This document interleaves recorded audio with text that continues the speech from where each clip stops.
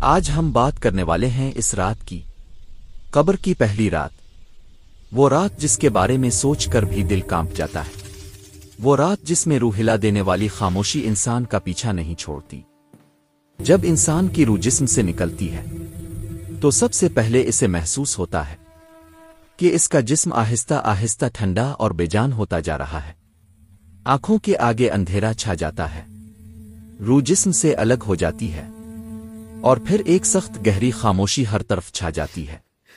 گھر والے پاس بیٹھے روتے ہوتے ہیں، اور اللہ جسے چاہے اسے ان کی آوازیں سانا دیتا ہے، لیکن مرنے والا چاہ کر بھی جواب نہیں دے سکتا۔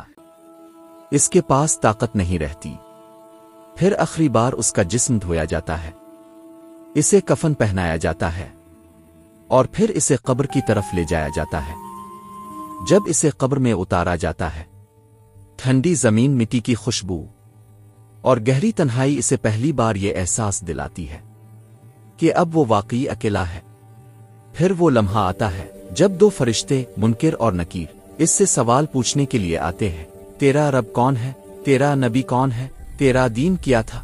اگر زندگی اللہ کی فرمانبرداری میں گزری ہو تو جواب دل سے آسانی سے نکل جاتا ہے، لیکن اگر زندگی گناہوں میں گزری ہو، جھوٹ، بے حیائی، نماز سے دوری اور حرام کاموں میں، تو زبان لڑکھڑانے لگتی ہے اور جواب دینا مشکل ہو جاتا ہے۔ نیک لوگوں کے نیک اعمال قبر میں روشنی بن کر آتے ہیں، قبر کشادہ ہو جاتی ہے، ٹھنڈی، روشن اور سکون والی۔